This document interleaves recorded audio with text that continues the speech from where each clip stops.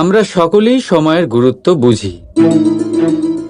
সময় আমাদের তৈরি করে আর সময়ই আমাদের নষ্ট করে দেয়। কখনো ভালো সময় আসে আর কখনো ভীষণ খারাপ সময় আসে। তবে আশ্চর্যের বিষয় এটাই যে সব জেনেও আমরা সময় নষ্ট করি। মনে রাখবেন, সময় শুধু বয়ে যায়, কখনো ফিরে আসে না। তাই ভালো সময় আসার অপেক্ষায় সময় নষ্ট করবেন না। যাই করবেন আজ, এক্ষুনি, এই মুহূর্তে শুরু করুন। তা সেটা কাউকে আনন্দ দেওয়াই হোক বা নিজেকে বদলানোর চেষ্টা করা হোক, যাই হোক না কেন, বিলম্ব করবেন না। কারণ সময় শুধুমাত্র তাকেই সঙ্গ দেয় যে সর্বদা সময়কে সম্মান করে। রাধা রাধা। কখনো কখনো আমরা নিজের মা বাবার ওপর কতটা রেগে যাই, মনে করি ওনাদের মন আমাদের দিকেই নেই। আমরা ভাবি ওনাদের কাছে আমাদের কোনো অস্তিত্বই নেই, আর তাই আমরা রেগে যাই। কিন্তু আপনি কি কখনো এমন অনুভব করেছেন যে আমাদের চোখ দিয়ে আমরা আমাদের নাক কখনো দেখতেই পাই না? কারণ তা চোখের ভীষণই কাছে থাকে, দুই চোখের মাঝখানে। কিন্তু যখন কেউ মুখে আঘাত করে, হাত সর্বপ্রথম নাককেই সুরক্ষিত করার চেষ্টা করে। মাতা পিতাও অনেকটা এরকমই হয়। আপনার ভালোর জন্য, আপনার সুরক্ষার জন্য তারা সবসময় তৈরি। তাই তাদের প্রেমকে কখনো সন্দেহ করবেন না। আবশ্যক নয় তাদের প্রেম আপনি সবসময় স্পষ্টভাবে দেখতে পাবেন, কারণ এই এক এমন প্রেম যা সর্বদাই আপনার সাথে ঢাল হয়ে আপনার রক্ষা করতে থাকবে। রাধা রাধা। এই সংসারে সম্পর্ক অত্যন্ত গুরুত্বপূর্ণ। এবারে প্রশ্ন এটাই যে সম্পর্ক কেমন হওয়া উচিত। সম্পর্ক কথার শুরুতেই সম শব্দ আসে। সম অর্থাৎ সমতা। তাই কারোর সাথে সম্পর্ক পালন করতে গিয়ে এতটাও নিচু হবেন না যে ওঠার জন্য কারোর সাহায্যের প্রয়োজন পড়ে। মনে রাখবেন, যে ছোট করতে চায় সে কখনো সম্পর্ক পালন করতে পারবে না। সম্পর্ক তার সাথেই বাঁধুন যে আপনাকে সমান মনে করে, আপনাকে সম্মান করে।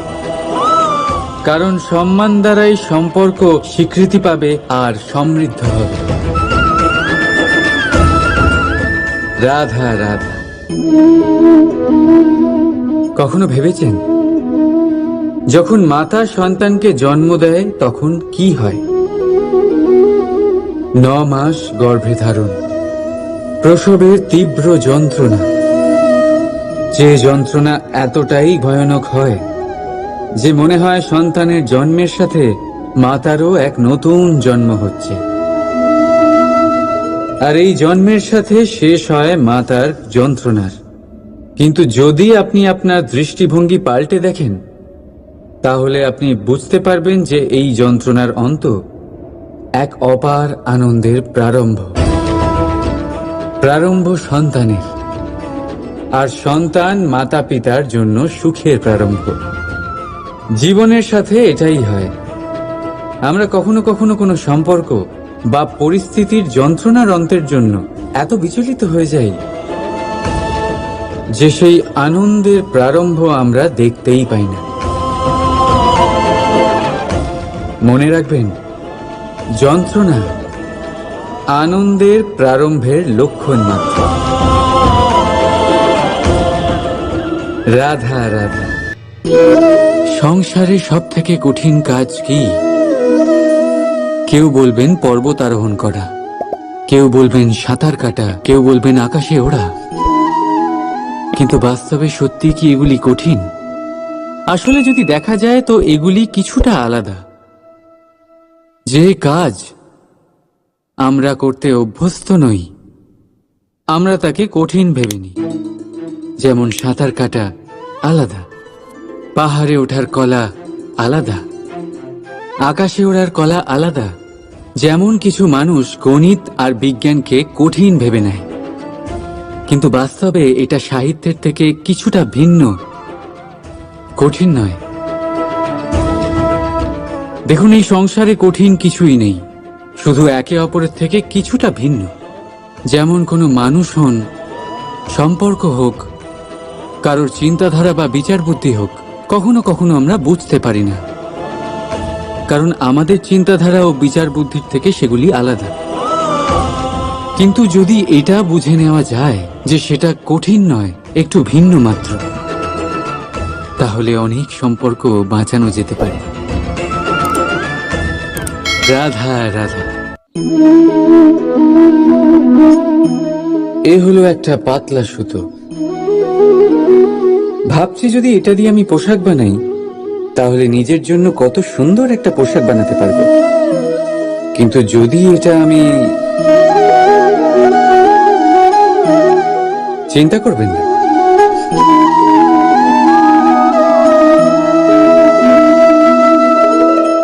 দেখুন এই সুতো জোড়া লেগে গেল। শুধু পার্থক্য হচ্ছে এটাই যে আগের মতো এটা আর সরল নেই, আর এটার দৈর্ঘ্য আগের থেকে কিছুটা কমে গেছে। এই সংসারে প্রেমের সাথেও ঠিক এটাই হতে পারে। প্রেমের এই সুতো যা দুই মানুষকে একসাথে বেঁধে রাখে, অহংকার আর স্বার্থের আঘাত সে সহ্য করতে পারে না, ছিঁড়ে যায়। চেষ্টা করলে আবার এই সম্পর্ক হয়তো জোড়া লাগতে পারে, কিন্তু তা আগের মতো কখনোই থাকে না, কারণ মনে গিঁট পড়ে যায়। সেই জন্য প্রেমকে স্নেহের সাথে সামলে রাখুন, অহংকার আর স্বার্থের থেকে দূরে থাকুন। রাধা রাধা। সময় বড়ই বিচিত্র অনুভব দেয়। যখন অপেক্ষা করছেন তখন অনেক লম্বা হয়ে যায়। প্রতিটা মুহূর্ত একটা গোটা দিনের মতো মনে হয়। ঠিক সেইভাবেই যদি কোথাও যেতে দেরি হয়, তখন সময় দৌড়তে থাকে। প্রসন্নতায় বয়ে যায় আর নিরাশায় থমকে যায়। আপনদের সাথে থাকলে সময়ের খেয়ালই থাকে না, শত্রুদের সাথে থাকলে সেই সময়ই খারাপ হয়ে যায়। কিন্তু এটাই কি সত্যি বাস্তব? না, সময় তো সময়ই হয়, নিজের গতিতেই চলে সে। শুধু সেই গতির আভাস আমাদের মানসিক অবস্থা অনুযায়ী বদলে যেতে থাকে। তাই এই সমস্যা সময়ের নয়, আমাদের মানসিকতা। তাই নিজেকে খুশি রাখুন, অন্যদেরও খুশি রাখুন। আগের সমস্ত ঘটনা ভুলে যান আর একটা উজ্জ্বল ভবিষ্যতের দিকে অগ্রসর হন। সময় সব সময় ভালোই লাগবে। প্রেম করুন সবার সাথে, সময় সব সময় সুখেই কাটবে। রাধা রাধা। আমরা সকলেই মনে করি যে আমাদের জীবনে কখনো কখনো কোনো না কোনো স্থানে প্রেম হয়েই থাকে। সেটা মাতা পিতার আর সন্তানের প্রেম হোক, জ্ঞানীর জ্ঞানের সাথে হোক, কোনো শিল্পীর নিজের শিল্পের সাথে হোক, ইত্যাদি ইত্যাদি। কিন্তু বাস্তবে এটা কি সত্যি প্রেম? মোহও তো হতে পারে। এবার আপনারা জিজ্ঞেস করবেন, প্রেম আর মোহর মধ্যে পার্থক্য কি? পার্থক্য হলো বন্ধনের। যা আপনাকে বাঁধে তা হলো মোহ, প্রেম নয়। প্রেম সেটাই যা আপনাকে মুক্ত করে উন্নয়নের দিকে পাঠায়। চলুন আপনাকে একটা উদাহরণ দিই। কিছু মাতা পিতা নিজের সন্তানকে কোনো অন্য নগরীতে পড়তে পাঠাতে পারেন না, নিজের সন্তানকে তার বন্ধুদের সাথে খেলতে দিতে পারেন না। চিন্তা করেন যে তাদের সন্তানের যাতে কষ্ট না হয়, আর তাই জন্য তাদের বেঁধে রাখেন। এটা প্রেম নয়, এটা মোহ। কারণ যদি এটা প্রেম হতো, তাহলে ওনারা চাইতেন যে সন্তান মাতা পিতার আশ্রয় থেকে বেরিয়ে এই সংসারকে দেখুক, তাকে বুঝুক, আর তার থেকে জ্ঞান অর্জন করুক, নিজের অভিজ্ঞতার থেকে শিক্ষা নিয়ে নিজের একটা ব্যক্তিত্ব বানাক। মনে রাখবেন, মোহ থেকে ভয় জন্ম নেয়, আর প্রেম থেকে শুধুই আনন্দ। সেই কারণে বাঁধবেন না, মুক্ত করুন, কারণ এটাই প্রেম। রাধা রাধা, এই ফলটা দেখছেন আপনি? এটা সেই ফল যেটা গাছের সবচেয়ে উঁচু ডালে পাওয়া যায়, কিন্তু যখন এটা খসে পড়ে তখন এটা আকাশের দিকে যায় না যা ওপরে আছে, সে যায় সেই ভূমির দিকে যে নিচ থেকে তার দিকে তাকিয়ে থাকে। কেন? কারণ এই ফলের নিজের উচ্চতার ধারণা মাটির থেকে নিজের দূরত্ব দেখে হয়। এই ব্যাপারটাই আমাদের মানুষের জন্যও খাটে। যদি আপনি সম্পন্ন হন তাহলে তাদের সাহায্য অবশ্যই করবেন যাদের সামর্থ্য আপনার থেকে কম, যাদের সাহায্যের অত্যন্ত প্রয়োজন। আপনার সামর্থ্য বেশি কারণ তাদের আপনার থেকে সামর্থ্য কম। দেখুন, জীবনে আনন্দ শুধু বড় হওয়ায় নয়, বরং তাদের সাহায্য করেও আছে যারা কোনো কারণবশত আপনার থেকে নিচে রয়ে গেছেন। আর যখন একটা ফল এই কথাটা বুঝতে পারে তখন আপনি নয় কেন? রাধা রাধা, আপনি কখনো কোনো পাখি দেখেছেন? তীব্র বায়ু, ভয়ানক বর্ষা, হিংস্র জীব একাধিকবার তাদের বাসা নষ্ট করে দেয়, কিন্তু তাও সে ঝড়ের সাথে ঝগড়া করে না।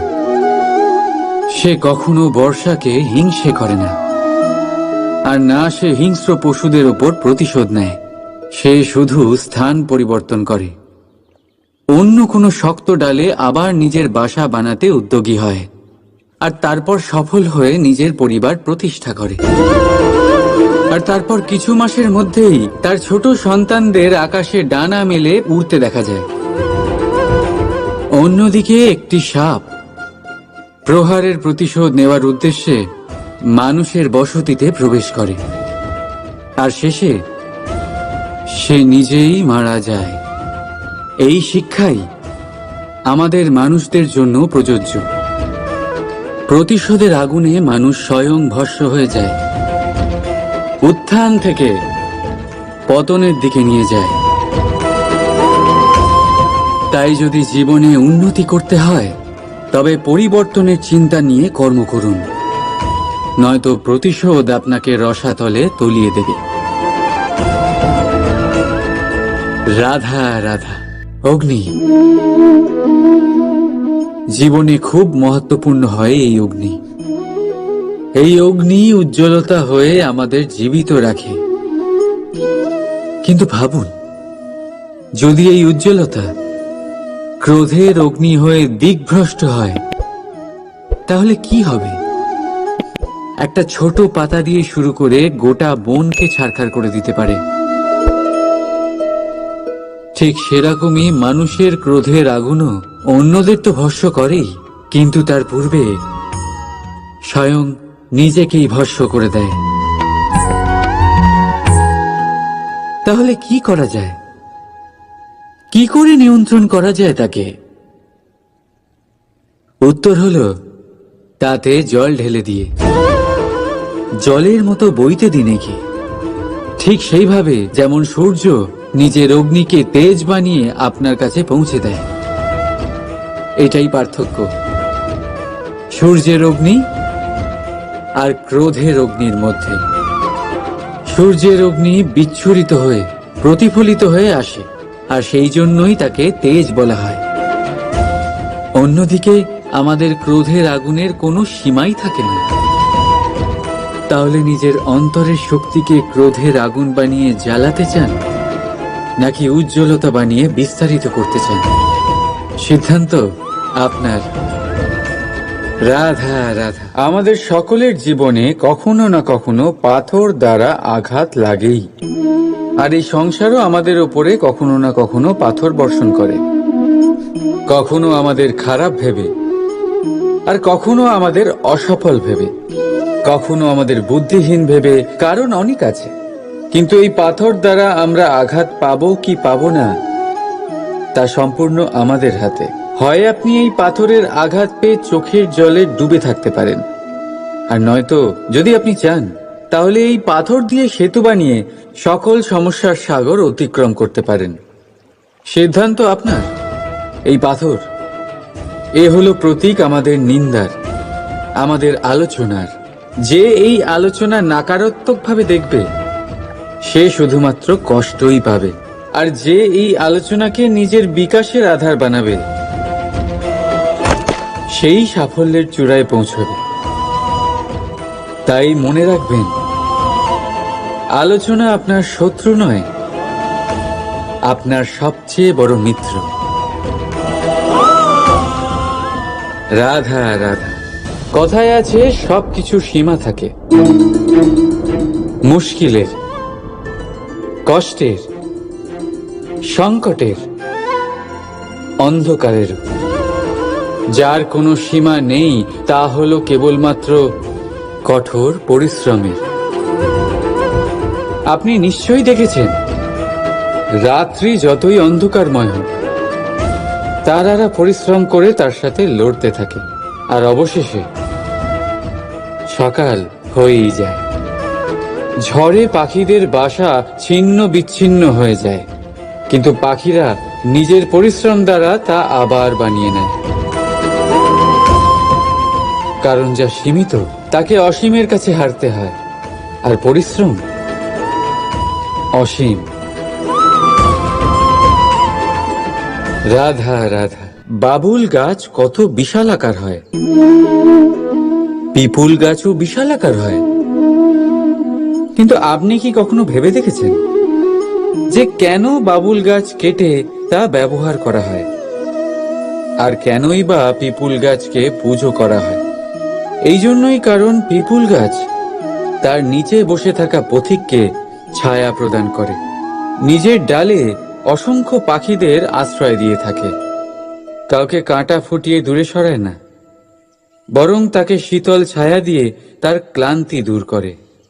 এই সংসারে যদি আপনি সম্মান পেতে চান তবে পিপুল গাছের মতোই হতে হবে।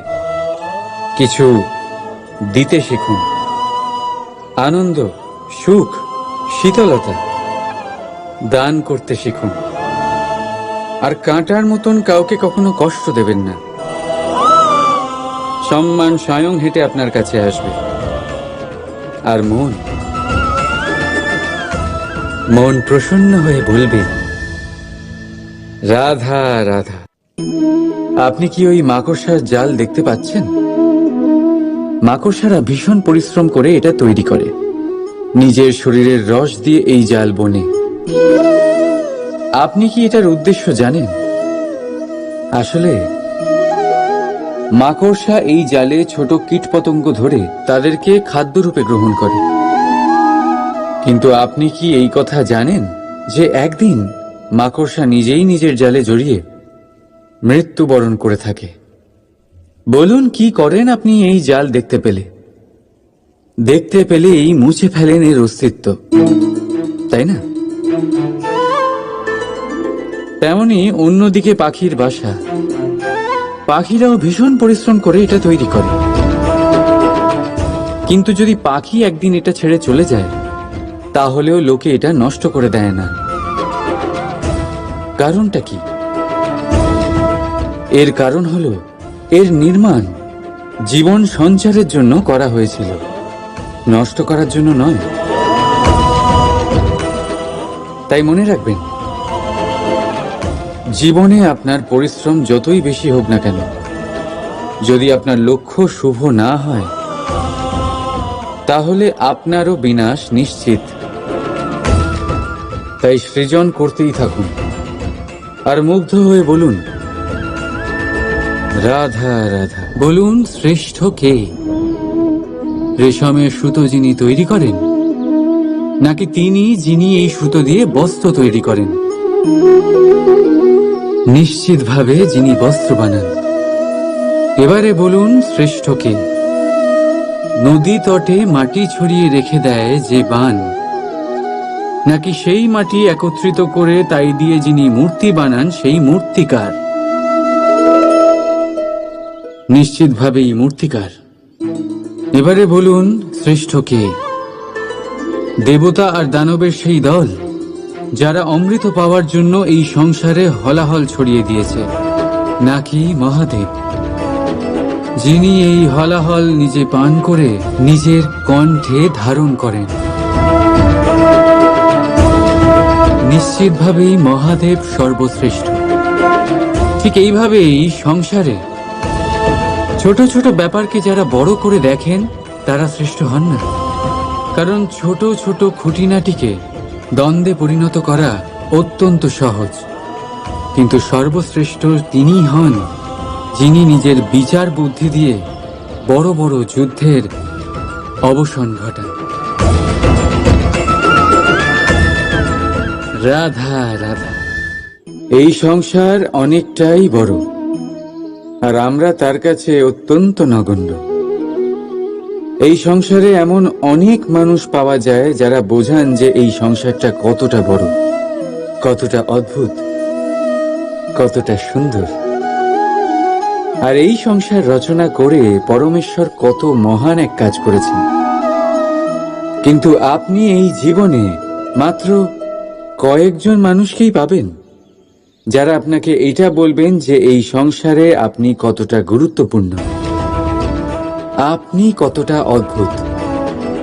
যদি আপনি তাদের সাথে থাকেন তাহলে তারা নতুন কিছু সৃষ্টি করতে পারেন, এই সংসারকে আরো কতটা পবিত্র করতে পারেন।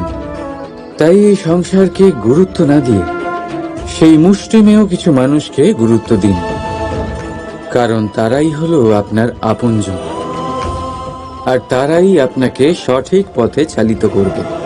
মানুষকে তো বর্ষার স্রোতও বই নিয়ে যেতে পারে, তাকে সাগরও ডুবিয়ে দিতে পারে, কিন্তু গঙ্গা জল সবচেয়ে বেশি শুদ্ধ, কারণ তার কয়েক ফোঁটা মানুষকে মুক্ত করে দেয়।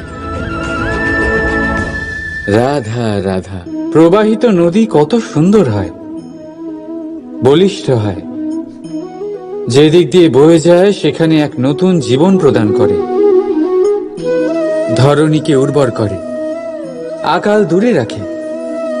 আর হয়তো এই জন্যই নদীকে মায়ের মতো পুজো করা হয়। কিন্তু আপনি কি কখনো ভেবে দেখেছেন যে নদীর জন্ম কি করে হয়? এ কি শুরু থেকেই এমন বিশাল আর খরস্রোতা হয়? না, বৃষ্টির ছোট ছোট ফোঁটা একসাথে সম্মিলিত হয়ে এক সূক্ষ্ম ধারা তৈরি করে, আর সেই ধারাগুলি পর্বতের বরফ কেটে তাদেরকে গলিয়ে জলপ্রপাত হয়ে ঝরে পড়ে পাথরের সাথে ধাক্কা খেয়ে তারপরেই সে নদী হয়ে ওঠে। ঠিক সেইভাবেই এত সহজে কেউ মহান হয়ে ওঠে না। ছোট ছোট চেষ্টা মিলে এক বিশাল ব্যক্তিত্ব তৈরি করে। তাই জীবনে সর্বদাই চেষ্টা করতে থাকুন, অস্তিত্ব নিজে থেকেই প্রকাশ পাবে। রাধা রাধা। মিষ্টি জল সবার পছন্দ, কিন্তু নোনতা জল কেউ পছন্দ করে না। এইবার ভাবার বিষয় হলো মুক্ত, যা সমুদ্রের গহ্বরেই তৈরি হয়। নোনতা জলের মধ্যে থেকেই প্রতি মুহূর্তে অন্য প্রাণীদের থেকে বেঁচে নিজের অস্তিত্বকে বাজি রেখে ঝিনুক মুক্ত প্রদান করে থাকে। কখনো ভেবেছেন কেন? কারণ সংকটের সম্মুখীন না হয়ে, চরম পরিস্থিতির সাথে না জড়িয়ে আপনার কখনোই সুখ প্রাপ্তি হবে না।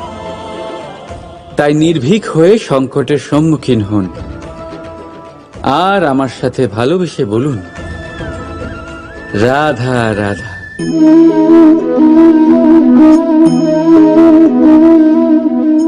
আপনার কি মনে হয় আমি কি করছি? আপনি বলবেন আমি প্রদীপ জ্বালাচ্ছি। সঠিক, কিন্তু প্রশ্ন হচ্ছে যে আমি কি আপনাকে বলেছি যে একে প্রদীপ বলা হয়? না। এই প্রদীপ কি নিজেই নিজের পরিচয় আপনাকে দিয়েছে? না। তাহলে আপনি কি করে জানলেন যে একে প্রদীপ বলা হয়? উত্তর হচ্ছে প্রকাশ, যে স্বয়ং জ্বলে অন্ধকারের মধ্যে সংসারকে পথ দেখায়, সেটাই প্রদীপ। যা নিরাশার মাঝে আশার আলো প্রদর্শন করে, সেটাই প্রদীপ। অপর দিকে আছে সাপ, যাকে না দেখেও তার ফনার আওয়াজ শুনেই লোকে ভয় পেয়ে যায়। তার মানে ব্যক্তির পরিচয় তার কর্মের দ্বারা পাওয়া যায়। তাই আপনার এটা বলার প্রয়োজন নেই যে আপনার পরিচয় কি। এটা আপনার কর্মই নিশ্চিত করবে যে লোকে আপনাকে প্রদীপ ভেবে ভালোবাসবে নাকি সাপ ভেবে ভীত হয়ে থাকবে। রাধা রাধা। আমরা সকলেই সময়ের গুরুত্ব বুঝি। সময় আমাদের তৈরি করে আর সময়ই আমাদের নষ্ট করে দেয়। কখনো ভালো সময় আসে আর কখনো ভীষণ খারাপ সময় আসে। তবে আশ্চর্যের বিষয় এটাই যে সব জেনেও আমরা সময় নষ্ট করি। মনে রাখবেন, সময় শুধু বয়ে যায়, কখনো ফিরে আসে না। তাই ভালো সময় আসার অপেক্ষায় সময় নষ্ট করবেন না। যাই করবেন আজ, এক্ষুনি, এই মুহূর্তে শুরু করুন।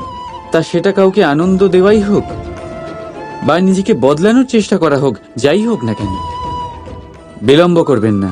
কারণ সময় শুধুমাত্র তাকেই সঙ্গ দেয় যে সর্বদা সময়কে সম্মান করে। রাধা রাধা।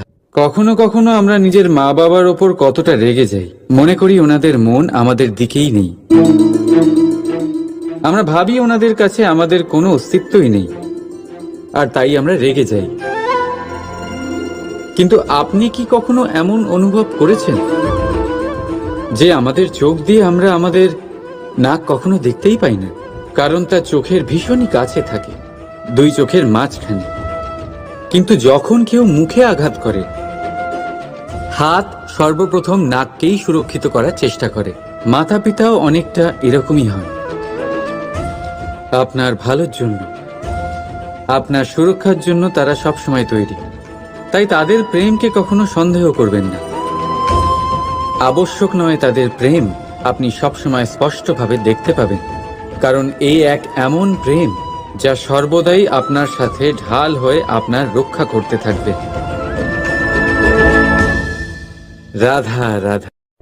এই সংসারে সম্পর্ক অত্যন্ত গুরুত্বপূর্ণ। এবারে প্রশ্ন এটাই যে সম্পর্ক কেমন হওয়া উচিত। সম্পর্ক কথার শুরুতেই সম শব্দ আসে। সম অর্থাৎ সমতা। তাই কারোর সাথে সম্পর্ক পালন করতে গিয়ে এতটাও নিচু হবেন না যে ওঠার জন্য কারোর সাহায্যের প্রয়োজন পড়ে। মনে রাখবেন, যে ছোট করতে চায় সে কখনো সম্পর্ক পালন করতে পারবে না। সম্পর্ক তার সাথেই বাঁধুন যে আপনাকে সমান মনে করে, আপনাকে সম্মান করে। কারণ সম্মান দ্বারাই সম্পর্ক স্বীকৃতি পাবে আর সমৃদ্ধ হবে। রাধা রাধা। কখনো ভেবেছেন যখন মাতা সন্তানকে জন্ম দেয় তখন কি হয়? 9 মাস গর্ভে ধারণ, প্রসবের তীব্র যন্ত্রণা, যে যন্ত্রণা এতটাই ভয়ানক হয় যে মনে হয় সন্তানের জন্মের সাথে মাতারও এক নতুন জন্ম হচ্ছে। আর এই জন্মের সাথে শেষ হয় মাতার যন্ত্রণার। কিন্তু যদি আপনি আপনার দৃষ্টিভঙ্গি পাল্টে দেখেন, তাহলে আপনি বুঝতে পারবেন যে এই যন্ত্রণার অন্ত এক অপার আনন্দের প্রারম্ভ। প্রারম্ভ সন্তানের, আর সন্তান মাতা পিতার জন্য সুখের প্রারম্ভ।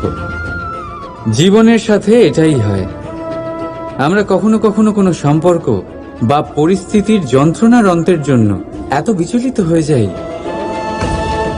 যে সেই আনন্দের প্রারম্ভ আমরা দেখতেই পাই না। মনে রাখবেন, যন্ত্রণা আনন্দের প্রারম্ভের লক্ষণ মাত্র। রাধা রাধা। সংসারে সব থেকে কঠিন কাজ কি? কেউ বলবেন পর্বত আরোহণ করা, কেউ বলবেন সাঁতার কাটা, কেউ বলবেন আকাশে ওড়া। কিন্তু বাস্তবে সত্যি কি এগুলি কঠিন? আসলে যদি দেখা যায় তো এগুলি কিছুটা আলাদা। যে কাজ আমরা করতে অভ্যস্ত নই, আমরা তাকে কঠিন ভেবে নিই। যেমন সাঁতার কাটা আলাদা, পাহাড়ে ওঠার কলা আলাদা, আকাশে ওড়ার কলা আলাদা।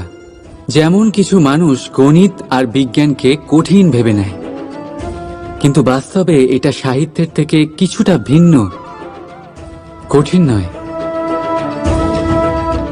দেখুন, এই সংসারে কঠিন কিছুই নেই, শুধু একে অপরের থেকে কিছুটা ভিন্ন। যেমন কোনো মানুষ হন, সম্পর্ক হোক, কারোর চিন্তাধারা বা বিচার বুদ্ধি হোক, কখনো কখনো আমরা বুঝতে পারি না, কারণ আমাদের চিন্তাধারা ও বিচার বুদ্ধির থেকে সেগুলি আলাদা। কিন্তু যদি এটা বুঝে নেওয়া যায় যে সেটা কঠিন নয়, একটু ভিন্ন মাত্র, তাহলে অনেক সম্পর্ক বাঁচানো যেতে পারে। রাধা রাধা। এ হলো একটা পাতলা সুতো।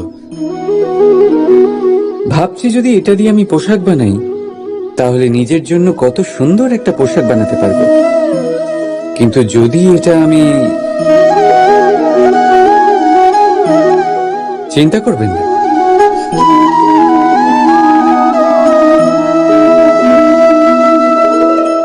দেখুন এই সুতো জোড়া লেগে গেল। শুধু পার্থক্য হচ্ছে এটাই যে আগের মতো এটা আর সরল নেই, আর এটার দৈর্ঘ্য আগের থেকে কিছুটা কমে গেছে। এই সংসারে প্রেমের সাথেও ঠিক এটাই হতে পারে। প্রেমের এই সুতো যা দুই মানুষকে একসাথে বেঁধে রাখে, অহংকার আর স্বার্থের আঘাত সে সহ্য করতে পারে না, ছিঁড়ে যায়। চেষ্টা করলে আবার এই সম্পর্ক হয়তো জোড়া লাগতে পারে, কিন্তু তা আগের মতো কখনোই থাকে না, কারণ মনে গিঁট পড়ে যায়। সেই জন্য প্রেমকে স্নেহের সাথে সামলে রাখুন, অহংকার আর স্বার্থের থেকে দূরে থাকুন। রাধা রাধা। সময় বড়ই বিচিত্র অনুভব দেয়। যখন অপেক্ষা করছেন তখন অনেক লম্বা হয়ে যায়। প্রতিটা মুহূর্ত একটা গোটা দিনের মতো মনে হয়। ঠিক সেইভাবেই যদি কোথাও যেতে দেরি হয়, তখন সময় দৌড়তে থাকে। প্রসন্নতায় বয়ে যায় আর নিরাশায় থমকে যায়। আপনদের সাথে থাকলে সময়ের খেয়ালই থাকে না, শত্রুদের সাথে থাকলে সেই সময়ই খারাপ হয়ে যায়। কিন্তু এটাই কি সত্যি বাস্তব? না, সময় তো সময়ই হয়, নিজের গতিতেই চলে সে। শুধু সেই গতির আভাস আমাদের মানসিক অবস্থা অনুযায়ী বদলে যেতে থাকে। তাই এই সমস্যা সময়ের নয়, আমাদের মানসিকতা। তাই নিজেকে খুশি রাখুন, অন্যদেরও খুশি রাখুন। আগের সমস্ত ঘটনা ভুলে যান আর একটা উজ্জ্বল ভবিষ্যতের দিকে অগ্রসর হন। সময় সব সময় ভালোই লাগবে। প্রেম করুন সবার সাথে, সময় সব সময় সুখেই কাটবে। রাধা রাধা। আমরা সকলেই মনে করি যে আমাদের জীবনে কখনো কখনো কোনো না কোনো স্থানে প্রেম হয়েই থাকে। সেটা মাতা পিতার আর সন্তানের প্রেম হোক, জ্ঞানীর জ্ঞানের সাথে হোক, কোনো শিল্পীর নিজের শিল্পের সাথে হোক, ইত্যাদি ইত্যাদি। কিন্তু বাস্তবে এটা কি সত্যি প্রেম? মোহও তো হতে পারে।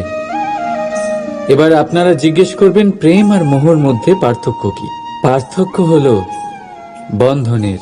যা আপনাকে বাঁধে তা হলো মোহ, প্রেম নয়। প্রেম সেটাই যা আপনাকে মুক্ত করে উন্নয়নের দিকে পাঠায়। চলুন আপনাকে একটা উদাহরণ দিই। কিছু মাতা পিতা নিজের সন্তানকে কোনো অন্য নগরীতে পড়তে পাঠাতে পারেন না, নিজের সন্তানকে তার বন্ধুদের সাথে খেলতে দিতে পারেন না। চিন্তা করেন যে তাদের সন্তানের যাতে কষ্ট না হয়, আর তাই জন্য তাদের বেঁধে রাখেন। এটা প্রেম নয়, এটা মোহ। কারণ যদি এটা প্রেম হতো, তাহলে ওনারা চাইতেন যে সন্তান মাতা পিতার আশ্রয় থেকে বেরিয়ে এই সংসারকে দেখুক, তাকে বুঝুক, আর তার থেকে জ্ঞান অর্জন করুক, নিজের অভিজ্ঞতার থেকে শিক্ষা নিয়ে নিজের একটা ব্যক্তিত্ব বানাক।